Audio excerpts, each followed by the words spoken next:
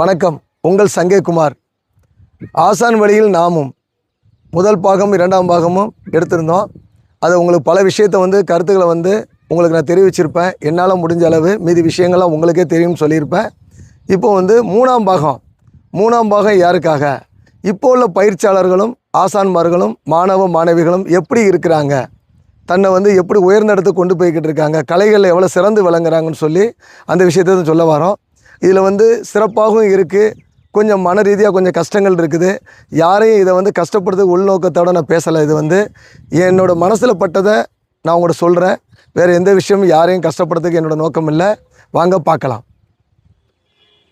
இப்போ உள்ள ஆசான்மார்களும் பயிற்சியாளர்களும் மாணவ மாணவிகளும் எப்படி இருக்கிறாங்க அந்த விஷயத்தை நம்ம ஷேர் பண்ணி பேச போகிறோம். இதில் என்ன ஒரு பெரிய சந்தோஷமான விஷயம்னா, இன்டர்நேஷ்னல் லெவலில் வரைக்கும் இந்த சிலம்பக்கலையை கொண்டு போயிருக்காங்க இப்போ உள்ள பயிற்சியாளரும் ஆசான்மார்களும். ஏன்னா அவங்களுக்கு நம்ம நன்றி சொல்லிக்கணும். ஏன்னா சிலம்பக்கலை முன்னோர்கள் ஆக்கி வச்சுருந்தாலும் இந்த இதை மென்மேலும் வளர்த்து வச்சுருந்தாலுமே இப்போ உள்ள மாஸ்டர்கள் எவ்வளோ சிறப்பாக கொண்டு போகிறாங்க. ஒரு தொடுமுறை, ஒரு அலங்கார வீச்சு முறை, அது மட்டும் இல்லாமல் ரெட்டக்கம்பு, வால் வீச்சு, சுருள் வால்னு சொல்லி பல விஷயத்த அவங்களால முடிஞ்ச அளவு கற்றுக்கிட்டு ஆசான்மார்கிட்ட செஞ்சுட்டு அந்த விஷயத்தை பெரிய சிறப்பாக கொண்டு போகிறாங்க. இன்டர்நேஷ்னல் லெவலில் போனீங்கன்னா பார்த்தீங்கன்னா நம்ம கலை தமிழ்நாட்டு கலை அவ்வளோ சிறப்பாக வாழ்ந்துக்கிட்டு இருக்குது.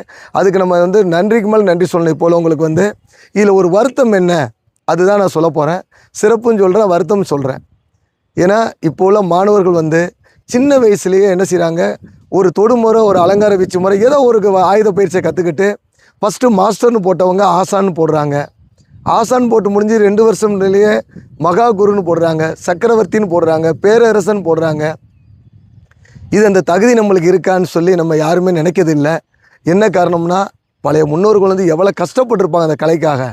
அதுக்காகத்தான் நான் மறுபடியும் சொல்கிறேன். இந்த விஷயத்தை நம்ம போடுறதுக்கு முன்னாடி தன் மனசு வலி ஏற்படணும். ஏன்னா தன் மாணவர்களை கண்டிப்பாக நம்ம ஏமாற்றக்கூடாது. அவங்க கொடுக்குற ஒவ்வொரு பணம் தான் நம்ம ஃபேமிலியை ரன் பண்ணி உயர்ந்த இடத்துக்கு கொண்டு போகுது.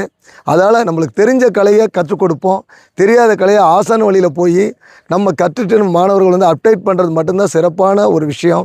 அதை நம்ம யாரும் பண்ணுறோமா பண்ணலையான்னு சொல்லி தெரியலை. ஆனால் இப்போ எல்லாருமே அதை செய்கிறதுக்காண்டி முன்னோக்கி வராங்க. எத்தனையோ மாஸ்டர்கிட்ட பயின்றுக்கிறதுக்காண்டி போகிறாங்க. இது போதாது.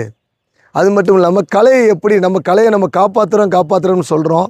ஆனால் கலையை நம்ம காப்பாற்றுறோம்னா இல்லை, கலையை வச்சு நம்ம வாழ்ந்துக்கிடுறோம். அதை நான் உண்மையாக சொல்லிக்கிறேன். என்னென்னா எனக்கு மனசு பட்டது கலையை வச்சு. ஏன்னா பல கலைகள் இருந்தாலுமே சிலம்பக்கலையை பொறுத்தளவு முன்னோர்கள் செஞ்சு வச்ச விஷயம் என்னென்னா